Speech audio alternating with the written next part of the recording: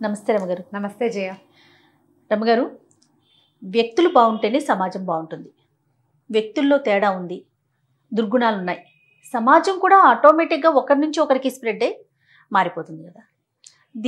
అదే వ్యక్తుల్లో మంచి గుణాలు ఉంటే ఖచ్చితంగా సమాజం బాగుంటుంది. మన ఇల్లు బాగుంటుంది, మన ఇంటితో పాటు సమాజం కూడా బాగుంటుంది. ఆ సద్గుణాలు అనేవి అందరికీ సాధ్యం కాదు కదా. మనం ఏం దేవుళ్ళం కాదు. ఒక్కొక్కరిలో ఏదో ఒక చిన్న చిన్న తేడాలు కనిపిస్తుంటాయి కదా. కానీ వాటిని మార్చుకోవాలి, మార్చుకునే ప్రయత్నం జరగాలి. దానికి ఎవరో పైనుంచి రారు, మనలో మనమే మార్పు తెచ్చుకోవాలి కదా. వీటికి సంబంధించి ఏమైనా స్టోరీస్ ఉన్నాయా? ఎందుకంటే ఇలాంటి కథలు చెప్తే పిల్లలకి నేటి సమాజం వాళ్ళే కాబట్టి, రేపటి సమాజం వాళ్ళే కాబట్టి, పిల్లలకు కాదు ఇది పెద్దవాళ్ళకి కదా. తప్పకుండా. ఒక వర్తకుడు ఒక ఆయన ఉండేవాడు ఒక ఊళ్ళో. ఆయనకి 7 కొడుకులు. 7 కొడుకులకి పెళ్ళిళ్ళనే, పెద్దవాళ్ళు 6 అయితే ఆఖరి అబ్బాయి పెళ్లి చేశారు. ఈ 6 కోడలు కాకుండా చివరి కోడలు చిన్నపిల్ల. ఈ పిల్ల చాలా మంచి గుణాలు ఉన్న పిల్ల. వాళ్ళ కుటుంబం చాలా మంచిది. వాళ్ళ ఊర్లో ఉత్తమోత్తమ గుణాలు కలిగిన కుటుంబంగా పేరుపడ్డ కుటుంబం నుంచి 7వ కోడల్ని తెచ్చుకున్నారు. చక్కగా పిల్ల అందంగా మటసంగా బాగుండేది. అయితే ఏంటట, ఈరోజు ఏవో పని వాళ్ళు వీళ్ళు ఎవరి పనులు వాళ్ళు చేసుకునేవాళ్ళు. వర్తకులు కదా, వ్యాపారం కూడా నడిచేది బాగా. కొట్టేదో ఉంది వాళ్ళకి. మగ పిల్లలంతా కొట్టు వ్యవహారం చూసుకునేవాళ్ళు, వ్యాపారం సంగతులు. తండ్రి కొడుకులు వ్యాపారం చూస్తే అత్త కోడళ్ళు ఇల్లు వాకిలి గమనించుకునేవాళ్ళు అనమాట. వంట చేయాలి రోజు. నువ్వంటే నువ్వు అని అత్త కోడళ్ళంతా వాదించుకుంటూ ఉండేవాళ్ళు.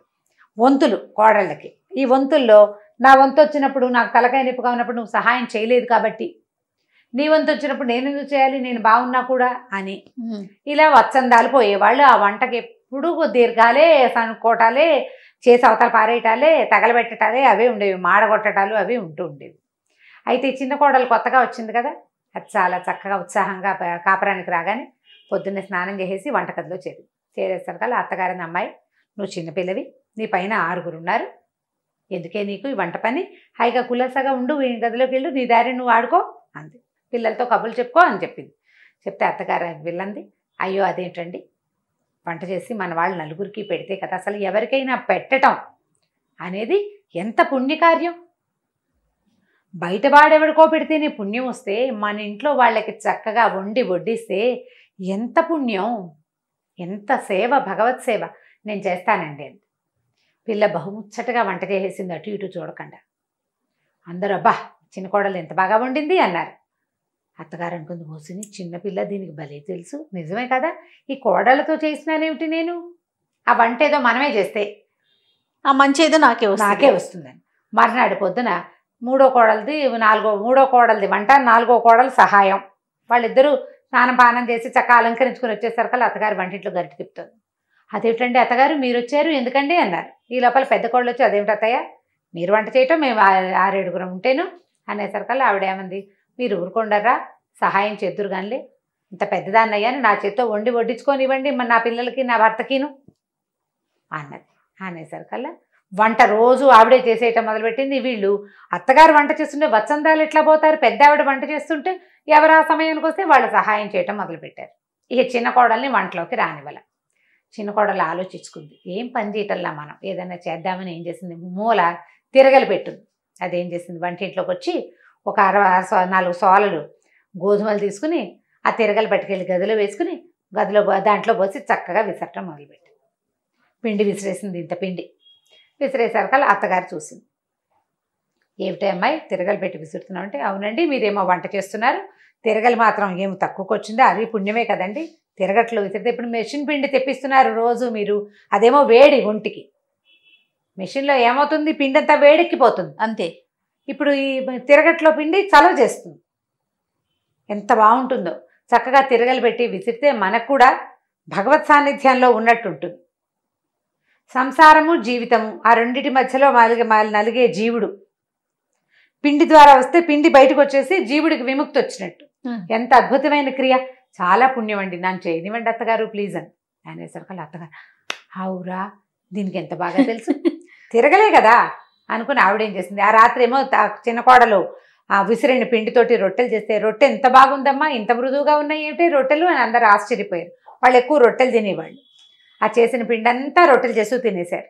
ఇంకో రొట్టె అని అందరూ తలా 4 రొట్టెలు ఎక్స్ట్రా తిన్నారు. గట్టిగా లేవు, చాలా మృదువుగా ఉన్నాయి. మనకి తెలుసు చేత్తో విసిరిన పిండి రుచి వేరు. అవును. దాంతో సరే అత్తగారు ఏం చేసింది, ఆవిడ కూడా ఎక్కడి నుంచో తిరగలు తెప్పించుకుని చాట్లో పడేసుకుని విసట్ట మొదలెట్టింది. కోడళ్ళు వచ్చి చూశారు, ఏమిటి అత్తగారు మీరు ఈ పని చేస్తున్నారంటే, అమ్మాయి నన్ను చేసుకోనివ్వండి, ఇది పుణ్యకార్యం, పైగా తిరగట్లో విసిరిన పిండి ఒంటికి మంచిది, రాత్రి చూసాం కాదు అందుకని నేను చేస్తానండి. ఈ అత్తగారు విసురుతుంటే మనం మానటం ఏంటని అందరికీ పుట్టిళ్ళ నుంచి తిరగళ్ళు వస్తాయి. సారి ఇచ్చినప్పుడు తిరగలి, రోలు, రోకలి, కొంచెం అవన్నీ ఇస్తారుగా. తమ గదుల్లో మూల బారేసున్న తిరగళ్ళు దుమ్ములు దులిపారు కోడళ్ళంతా. ఇంత విసిరితే ఎంత పిండి వచ్చిందో అది తెల్లారేసరికి కలిపోడు పిండి. ఇదంతా ఏం చేసుకుంటాం, అందరూ విసురుతున్నారు, ఈ పిండి అంతా ఏం చేస్తా అంటే చిన్న కోడలు, చిన్నపిల్ల కదా చురుకు కదా, షాప్లో పెట్టండి, దుకాణంలో చేత్తో విసిరిన పిండి అని కనుక పెడితే చక్కగా అమ్ముడైపోతుంది. మెషిన్ పిండి కంటే ఇది మంచిది, చుట్టాలు పక్కాలు కొనుక్కుంటారు కాదు, మంచిదే, అది మంచిదే, మనకు పుణ్యం. అది పట్టుకెళ్ళి పెట్టి రోజు వీళ్ళు విసురుకోవటం మొదలుపెట్టారు. మధ్యాహ్నం భోజనాలు చేశాక తలా 1 గంట వాళ్ళ తిరగలేసుకుని కాసిన గోధుమలు పోసుకొని విసిరేస్తారు. ఇంట్లో వాడతారు, మిగిలినవి దుకాణానికి వెళ్ళిపోతాయి. ఈ అమ్మాయి ఏమనుకుంది, ఇదేమిటి వీళ్ళంతా కలిసి తిరగలి పని చేసేస్తున్నారు. తిరగలి కాదు, మనం స్పెషల్గా ఏదైనా చేయాలనుకుని ఏం చేసింది, వాళ్ళకి పెద్ద బావుంది బయట. పనివాడు ఏం చేస్తాడు, ఒకడు వచ్చి పొద్దున్నే నీళ్లు తోడి అందరికీ ఎవరి గదుల దగ్గర వాళ్ళకి నీళ్ళు కావాల్సినవి పెడతాడు, తొట్టెల నిండా నింపుతాడు. వంటింట్లో కొన్ని వంటింటి దగ్గర తొట్టు ఉంటుంది, అందులో పోస్తాడు. మంచినీళ్ళ బిందెలు ఏర్పడతాడు, పూజాల్లో పోసి అబ్బాయి గారుల గదుల్లో పెడతాడు, అన్నీ చేస్తాడు. ఈ అమ్మాయి వాడు లేచేసరికల్లా టపా మొత్తం నీళ్ళని తోడు వారేసేసింది, ఆ బకెట్లో అన్నీ నింపేసింది. బయట పెట్టిన కూజాలు వాడు పొద్దున్నే కూజాలు కడిగి పట్టుకొస్తాడు, మిగిలినవి ఖాళీ తీసుకొచ్చే లోపల అన్నీ నింపేసి వాడి పని చేసేసింది. ఓ పక్కన కూర్చుని ఉన్నాడు. ఈయన మామగారు వచ్చి, ఏమిటి మీద నువ్వు ఖాళీగా ఉన్నావు, పని లేదు, నువ్వు నీళ్లు తోడదంటే, కాదండి చిన్నకోళ్ళ గారు నీళ్లు తోడిస్తుంది అన్నాడు. అనేసరికల్లా ఈయన పోయి భార్యని అడిగాడు, ఏమే చిన్న కోడలు నీళ్లు తోడింటే ఇంత పిల్ల ఇన్ని నీళ్ళు ఎట్లా తోడిందే, ఎందుకు నీళ్ళన్నీ తోడుతోంది, పనివాడు ఉన్నాడు కదా అన్నారు. అనేసరికల్లా అత్తగారు, అమ్మో ఇదేదో మర్మం ఉంది, దీనికి తెలివి ఎక్కువనే అడిగేసరికల్లా నీళ్లు తోడడం అనేది ఎలాంటి ప్రక్రియ, ఎంత అద్భుతమైన విషయం. ఇంటిలిపాదికి కావాల్సిన నీళ్లు, జలదానం అంత దానం ఇంకొకటి ఉందా అసలు? వంట చేయనివ్వలేదు, పిండి విసరలేదు, అత్తగారు మీరు ఊరుకోండి, నన్ను నీళ్ళు తోడుకొనివ్వండి ప్లీజ్ అంటే. అనేసరికి ఈవిడనుకుంది, ఓహో నీళ్లు తోడడం కూడా దానం కిందకు వస్తుంది. పిల్లకి చాలా తెలుసు, వాళ్ళ పుట్టింట్లో బోళ్ళని ఉన్నాయి పద్ధతులు. ఆవిడ కూడా నీళ్ళు తోడుకోవడం, నాకు కావాల్సిన నీళ్ళు నేనే తోడుకుంటాను, నా భర్తకి నేనే తోడతాను, నా పెద్ద కొడుకు నేనే, నా చిన్న కొడుకు నేనే అంట మొదలెట్టింది. మిగిలిన కోడళ్ళు అనుకున్నారు, ఇదేమిటి పుణ్యమంతా అత్తగారు కొట్టేస్తే ఎట్లాగా, మనం కూడా తోడేసుకుందామని ఆ పనివాడిని వదిలేసి ఎవరికి కావాల్సిన నీళ్లు వాళ్ళు ఆ పూట వంటకి తలా ఒక బకెట్ ఎత్తి ఆ టబ్బులో పోసేస్తారు, దొడ్లో నీళ్లు వాళ్లే తోడేస్తున్నారు. చిలకలాగా అలంకరించుకోవట్లేదు, ముందు వ్యవహారం చూస్తున్నారనమాట. నీళ్ల పని కూడా తెమిలిపోయింది. అక్కడి నుంచి ఈ పిల్ల ఏమనుకుంది, ఓహో ఇది కూడా కాదని చెప్పి ఇల్లు ఊడటం మొదలుపెట్టి, ఇల్లు ఊడుస్తుంటే ఈ లోపల పనివాడిని తీసేస్తామన్నారు. తీసేస్తామంటే ఈ అమ్మాయి ఏమంది, అయ్యో పాపం వాడి అన్నం పోగొట్టడం ఎందుకంటే వేరే పనిలో పెట్టుకోండి అతన్ని, అంతేగాని ఉద్యోగం మానిపిస్తే ఎట్లా, మేము నీళ్ళు తోడుకుంటున్నామని మానిపిస్తారా, ఇంకో పని చేయించండి వాడితోటని ఆ పనివాడిని పక్కకు పెట్టించింది. పనివాడు వచ్చి నీళ్లు తోడు, ఎవరి నీళ్ళు వాళ్ళే టపటపా తోడేసుకుంటారు, తలా ఒక 4 బకెట్లు, ఎంతలోకి తోడాలి. అక్కడి నుంచి ఇల్లు ఊడవటం మొదలుపెట్టింది. అత్తగారు అది కూడా గమనించింది. ఏమిటి అమ్మాయి అంటే, కాదు అత్తగారు, ఇల్లు శుభ్రంగా ఉంచడం అనేది మహత్తర కార్యం, అందరినీ జబ్బుల నుంచి రక్షిస్తాం మనం, అదెంత పుణ్యం. ఒక డాక్టర్కి ఎంత పుణ్యం వస్తుందో ఇల్లు ఊడ్చేవాడికి అంత పుణ్యం వస్తుందండి. సరే ఆవిడేమనుకుంది, నేను ఊడుస్తానని ఆవిడ చీపురు లాక్కుంది. మిగిలిన వాళ్ళంతా మీరు ఊడవటం ఏమిటండి, అలా వద్దు, ఎవరి గది వాళ్ళు ఊడ్చుకుందాం, ఎవరి పుణ్యం వాళ్ళు సంపాదించుకోవచ్చు, హాయిగా గొడవ లేదు. 5 నిమిషాల్లో గది ఊడవడం అయిపోతుంది. హాల్లో తలా పక్కకి తోసిస్తే గుమ్మం బయటికి వెళ్ళిపోతుంది, పనివాడు వాకిలు ఊడుస్తాడు, సరిపోతుంది. ఇల్లు ఊడ్చేసుకుంటున్నారు. ఈ ఇల్లు ఊడ్చే పని కూడా అమ్మాయి చేతిలో, అది ఇల్లు మొత్తం ఊడ్చి పుణ్యం సంపాదించుకుందాం అనుకుంది పిల్ల. ఒక్క గదే ఊడొస్తే ఎంతలోకి అవుతుంది, పని లేదు మనకి, గిన్నెలు తోవడానికి కూర్చుంది. అత్తగారు గిన్నెల సమార్జనానికి కూడా వచ్చేసింది. ఆవిడ ఇది మంచి పుణ్యం, ఇప్పుడు బతికుండగా ఆవిడ ఏమంట మొదలెట్టింది, ఒరే ఇన్నాళ్ళు బతికాను పెద్ద, నీకు ఉన్నంతకాలం ఉంటానా నేను, నన్ను సంపాదించుకోనివ్వండి అర్రా పుణ్యము, మీరు తర్వాత చేసుకుందరు కానీ అని కోడళ్లతో చెప్పి మొత్తం గిన్నెలు తోవడానికి కూర్చుంది ఆవిడ. అయ్యో బాబు ఇది ఎట్లాగా మీకు సహాయం చేస్తాం, కనీసం ఎవరి కంచాలు, ఎవరి మొగుడు కంచాలు, ఎవరి పిల్లల కంచాలు తోమేసుకుందాం, గిన్నెలు సామూహికంగా తోమేసేద్దాం, పుణ్యం. గిన్నెలు తోమేశారు. అక్కడి నుంచి ఈవిడేం చేయడం మొదలుపెట్టింది, ఈ అమ్మాయి ఎవరైనా వాకిట్లోకి రాగానే ఒక గుప్పెడు బియ్యం తీసుకెళ్ళి వేయటం మొదలెట్టి. ఈవిడ అడిగింది, ఏమిటి అమ్మాయి అలా చేస్తున్నావు ఏమిటి అంటే, అది కాదండి ఇన్ని పనులు చేద్దామనుకున్నా మీరు ఏ ఒకటి చేయనివ్వట్లేదు, దానమైనా చేసుకొనివ్వాలి కదా, నన్ను దానం చేసుకొనివ్వండి. దానం చేస్తే అద్భుతమైన పుణ్యం. ఏ దానమో మీరు నన్ను చేయనివ్వట్ల, కనీసం నేను ఈ బియ్యము కాస్త గోధుమలు కొంచెం చారెడు గోధుమ పిండి ఎవరికైనా ఇస్తే అన్న పుణ్యం వస్తుందండి నాకు అనేసరికల్లా ఈవిడ ఏమనుకుంది, ఓహో దానం చేయాలి, సరేలే బియ్యాలు అవి అది ఎలాగో ఇస్తుందని ఈ సేటు గారికి ఉన్నారుగా భర్తకి చెప్పింది, ఏమంటే మీకు పని వాళ్ళు చాలామంది ఉన్నారు కదా కొట్లో, వాళ్ళందరికీ బట్టలు ఇస్తానండి నేను అంతే. ఆయన సంతోషించాడు. పని వాళ్ళకి బట్టలు ఇవ్వడం తన ఖర్చు, తన భార్య ఇస్తానంటే ఓకే, ఆవిడ దగ్గర బోళ్ళు బట్టలు ఉంటాయి ఇచ్చుకుంటుంది. సరే అందరికీ బట్టలు ఇచ్చారు. మెల్లిగా కోడళ్ళు కూడా మొదలుపెట్టారు. బోళ్ళంతా తమకు పనికిరానివి ఎక్కువగా ఉన్నవి వస్తువులు చేరనివ్వకుండా ఇంట్లోకి ఏదైనా కొత్తది తెచ్చుకోవాలంటే పాతది తీసుకోమని ఎవరికైనా ఇవ్వటం మొదలుపెట్టారు. వీళ్ళింట్లో నిరంతరము చకచకలాడుతూ ఎవరి పనులు వాళ్ళు చేసేసుకోవటము, పెద్దగా మాట్లాడుకోవటానికి మాట్లాడుకుంటారు, పోట్లాడుకునేందుకు అవకాశం లేదు, టైం లేదు. గోధుమ పిండి విసిరేస్తారు, కొట్లోకి వెళ్ళిపోతుంది. అమ్మిన డబ్బంతా మామగారు కోడళ్ళకి ఇవ్వటం మొదలుపెట్టారు. వీళ్ళ చేతుల్లోకి డబ్బులు వస్తున్నాయి, వీళ్ళు గుడికి గోపురానికి వాకిట్లోకి వచ్చిన ముష్టివాడికి దానం చేస్తారు. సంపద ఇతోధికంగా రావడం మొదలుపెట్టింది. సంపద రాదు మరి, ఇస్తుంటే వస్తూ ఉంటుంది కదా.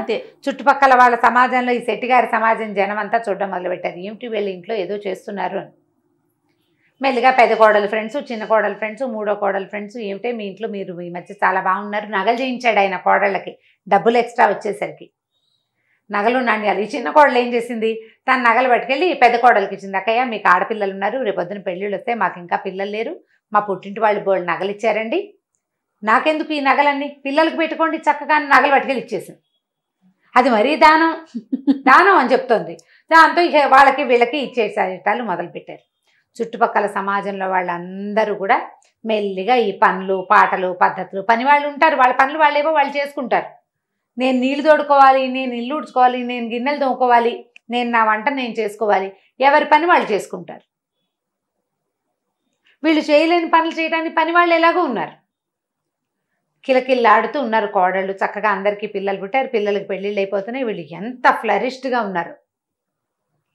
ఈ విషయాన్ని తెలుసుకున్న మొత్తం వాళ్ళ ఊళ్ళో ఉన్న వీళ్ళ సమాజం జనం అంతా నేర్చుకున్నారు దాన్ని.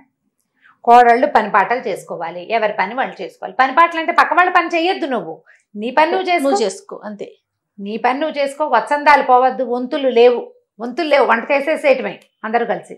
ఎవరు ఆ టైంకి వంటింట్లోకి వస్తే వాళ్ళు పని చేసేస్తారు, పుణ్యం. ఎవరు నీళ్ళ దగ్గరికి వెళ్తే వాళ్ళు తోడేస్తారు, ఎవరు ఖాళీగా ఉంటే వాళ్ళు ఇల్లు చేస్తారు.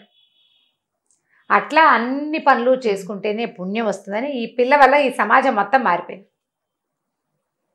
మనం ఇప్పుడు చూడు, ఒకళ్ళు వాషింగ్ మిషన్ కొనుక్కుంటే మన ఫ్రెండ్స్లో వీలుగా ఉందని అందరం కొనుక్కుంటూ ఉంటాం, ఒకళ్ళు మిక్సీ కొంటే అందరం కొనుక్కుంటాం, ఆ మిక్సీ బాగుంటుంది. ఒకళ్ళు ఇప్పుడు వ్యాక్యూమ్ క్లీనర్ కొంటే అందరూ వ్యాక్యూమ్ క్లీనర్లు కొనుక్కుంటూ ఉంటారు. ఒకళ్ళు ఒళ్ళొంచి పనిచేస్తే ఇంకోళ్ళు ఒళ్ళొంచి పనిచేస్తారా, కొంచెం కష్టం కదా.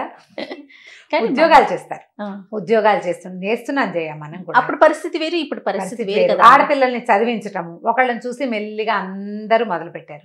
అమ్మాయిల్ని ఉద్యోగాలకు పంపించటము అందరూ మెల్లిగా మొదలుపెట్టారు. కాస్త లేటుగా పెళ్ళిళ్ళు ఇవాళ రేపు ఎవరు చేస్తున్నారు అని.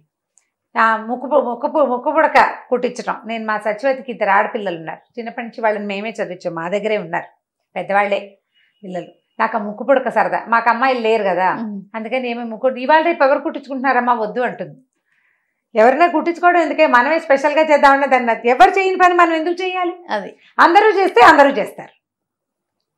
అవును అంతే కదా, ఫ్యాషన్లు కూడా అంతే, కొంతమంది చేస్తుంటే వాళ్ళ వెనకాల పడి మిగిలిన వాళ్ళు చేస్తుంటారు. అదే ఇప్పుడు ఏంటంటే ఎవరి పని వాళ్ళు చేసుకోవటం అత్యద్భుత పుణ్యకార్యం అంతే. అందులో ఒకళ్ళని ఇబ్బంది పెట్టేది ఉండదు, ఇంకొకరి మీద ఆధారపడేది ఉండదు. కాబట్టి ఇలా సమాజాన్ని మార్చుకోవాలి.